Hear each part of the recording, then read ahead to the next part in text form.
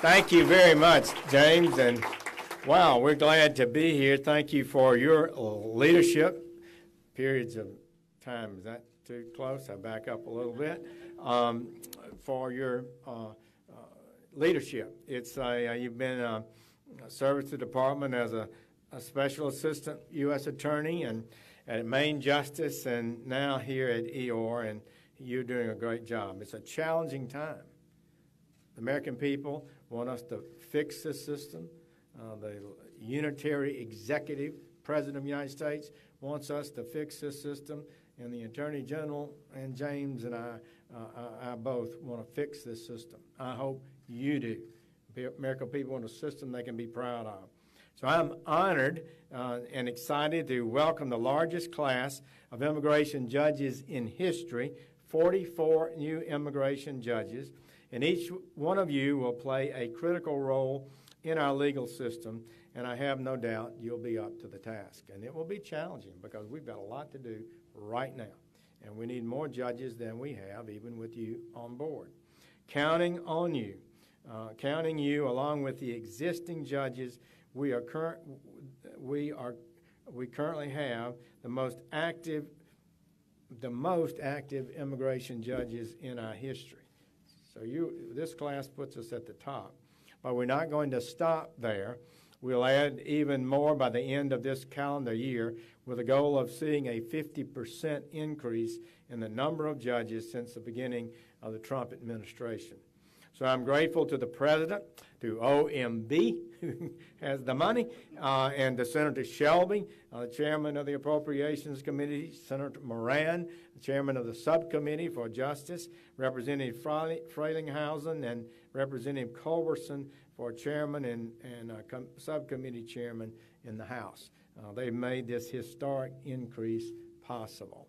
We do have support out there. Immigration judges are critical to ensuring that the Department of Justice carries out its responsibilities under the INA. You have an obligation to decide cases efficiently and to keep our federal laws functioning effectively, fairly, consistently. And this training, I believe, will help you in that regard, both in mastering the law and in how to utilize your support staff to achieve high levels of productivity. And as the statute states, immigration judges conduct designated proceedings subject to such supervision and shall perform such duties as the Attorney General shall prescribe. So, James, you tell me what to do, and we'll try to do it. The last provision gives me the responsibility to ensure that our immigration system operates in an effective and efficient manner consistent with the laws passed by Congress. Many in this country take a different view. I got to tell you, I've been a part of the debates. They object to any enforcement. I used to say that they'll pass and support anything as long as it won't work. Anything that actually works, they oppose. So this is in effect, well known. A lot of people, small minority, but significant numbers of people, believe in open borders. Well, let me say this clearly. It is perfectly legitimate, moral, and decent for a nation to have a legal system of immigration and to enforce the system that it lawfully adopts. No great and prosperous nation can have both a generous welfare system and great prosperity and open borders. Such a policy is both radical, it's dangerous. It's never been adopted here or any other major nation that I am aware of. So it must be rejected out of hand, and the American people have done so.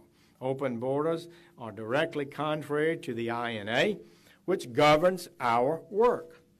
INA is not perfect, but it plainly lays out a rational scheme for immigration that tells our officers and our judges who is to be admitted, how many, and under what circumstances. And that's perfectly correct. That's what we need to be focusing on.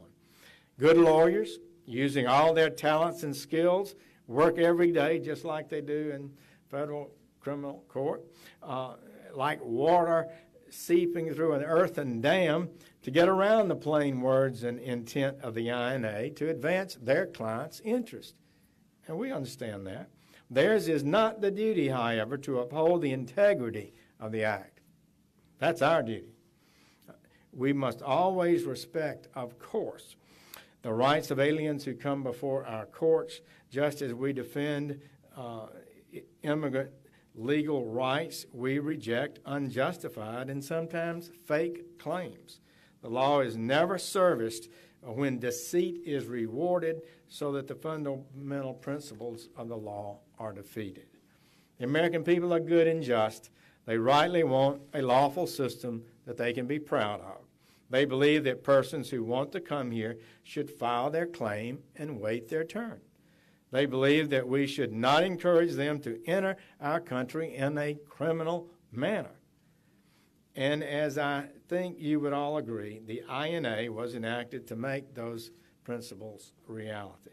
So the Department of Justice, we're working hard to uphold these principles, and so are our United States attorneys. When I was the United States attorneys, I pushed for maximum production from my assistants and our staff. Now as Attorney General, my team and I are doing the same thing, encouraging our United States attorneys to achieve the highest level of excellence in their offices and by the Assistant United States attorneys. That's what we are asking of them every day, and what I want to ask of you. That is what the American people have a right to expect from all of us. The position you hold is not a 9-to-5 one. It's a professional position that you hold. And as you take on this critically important role, I hope you will be imaginative and inventive and in an orderly and lawful way to help manage this very large caseloads that you'll be inheriting. I do not apologize for urging you to do so and expecting you to do so. Your role requires great legal skill. Many of the cases present complex legal issues, but like anyone acting as a judge, you have to manage your docket and your staff very well. Cases have to be moved to conclusion. Claimants must meet necessary legal standards before relief is provided. These principles and the large number of cases present a great challenge to us, and that's why we do need more judges, and we will be receiving them. After great study, I've taken a number of actions to make the system work as it was intended, to work better.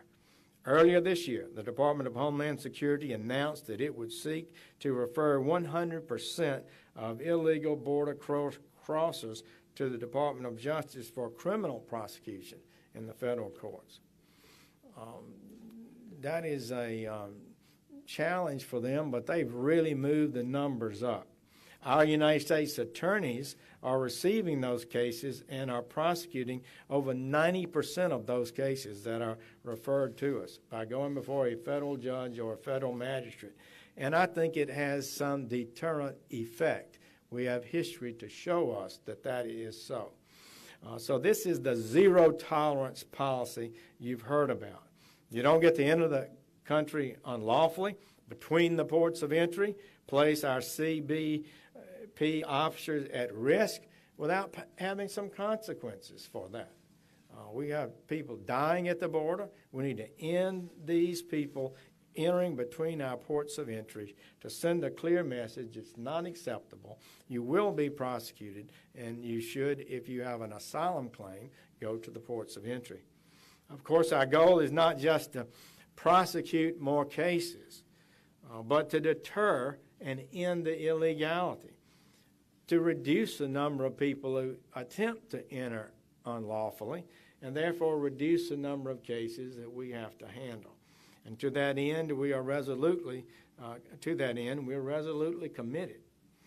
If someone is smuggling illegal aliens across the southwest border, then we'll prosecute them, period. Our people are taking a far more aggressive stance in that regard. Of course, the problem of illegal immigration has only been compounded by issues surrounding the asylum process. And you'll be, if you don't understand it now, you soon will be, because it'll be a big important part of what you do. The asylum system has been abused for years. We all know that, to the detriment of the rule of law, sound public policy, and public safety, and to the detriment of the people with legitimate claims. Saying a few simple words, claiming a fear of return, has transformed a straightforward arrest for illegal entry and immediate return to often a prolonged legal process where an alien may be released from custody into the United States and possibly never show up for an immigration hearing. This is a large part of what has been accurately called catch and release. Our system was not designed to handle thousands of new asylum claims every month from individuals who illegally flood across the border, but that is what is happening, and it has, in many ways, overwhelmed the system. Beginning in 2009, more and more aliens who passed an initial USCIS credible fear review were released from custody into the United States pending a full hearing. Powerful incentives were created for aliens to come here illegally and claim a fear of return. In effect, word spread that by asserting fear, they could remain in the United States one way or another. Far too often, that rumor proved to be true. The results were entirely predictable. The number of illegal entrants has surged, credible fear claims have skyrocketed, and the percentage of asylum claims found meritorious by our judges has declined. The reason for the decline is because the vast majority of the current asylum claims are not valid. For the last 5 years, only 20% of claims have been found to be meritorious after a hearing before an immigration judge. In addition, roughly 15% are found invalid by USCIS as part of their initial credible fear screening. Further illustrating this point, in 2009, DHS conducted more than 5,000 credible fear reviews. By 2016, only 7 years later, that number had increased to 94,000.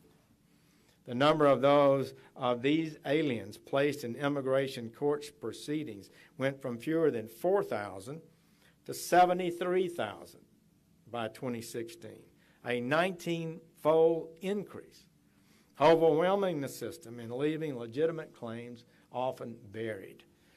Now, we all know that many of those crossing our borders illegally want a better life and are leaving difficult circumstances.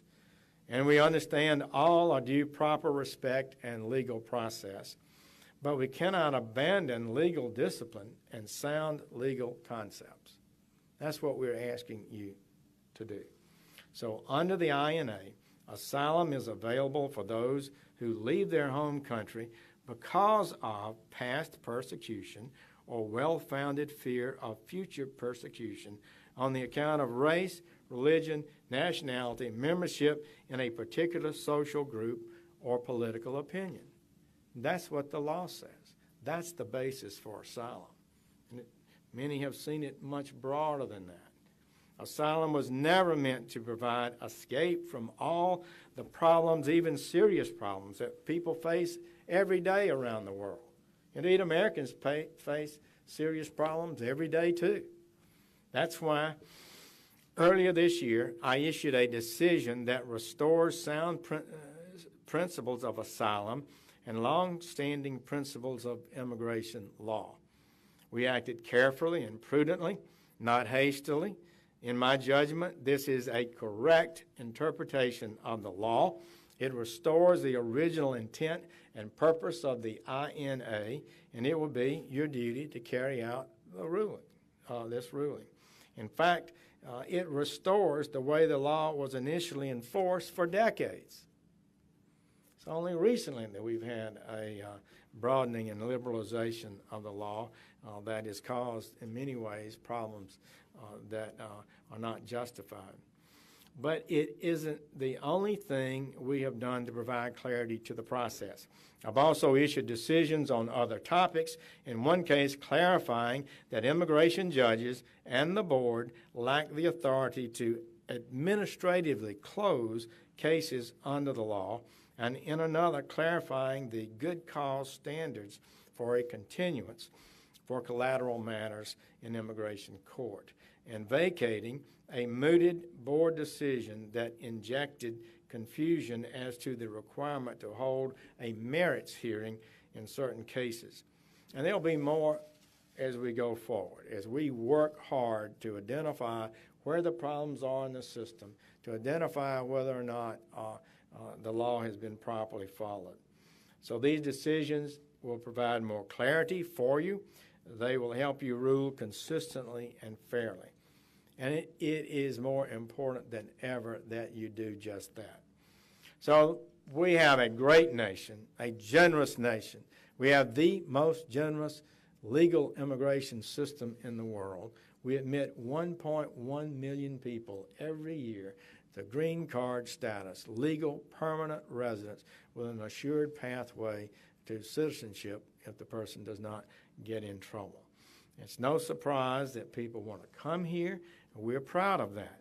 But they must do so according to the law, because it is the supremacy of the law that has made this country so great in the first place. It is the foundation for our liberty, our prosperity, and our security. And as members of the executive branch, it is our duty to take care that the laws be faithfully executed. That's our responsibility. When we depart from the law and create nebulous legal standards out of a sense perhaps of sympathy for the personal circumstances of a respondent in our immigration courts, we do violence to the rule of law, the constitutional fabric that binds us as a great nation. So your job is to apply the law even in tough cases. As we work to restore the rule of law in our immigration system, we will send a clear message to the world that the lawless practices are over. The world will know what our rules are, and great numbers will no longer undertake a dangerous journey because the results will not end as they might expect.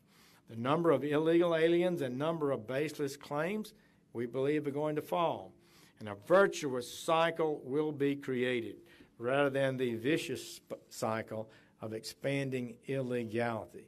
As the numbers of attempts to enter are deterred, and it becomes clear that just saying certain words won't be enough to guarantee entry into the United States, we'll have fewer people coming. And you'll have more time to spend on the cases that really matter. The American people have spoken. They've spoken in our laws and in our elections. They want a safe, secure border, a lawful system of immigration that works and serves the national interest. I urge you, let's all work together and deliver it for them. Thank you. Thank you for what you are going to undertake. You'll have some real learning period together. James has set up a project that I think will be helpful to you so you can hit the ground running. But just remember, we'll be asking a lot because right now this country is facing a big challenge. And you'll be out there with heavy caseloads, heavy responsibilities, and I know you're up to the task. Thank you all. God bless. Thank you.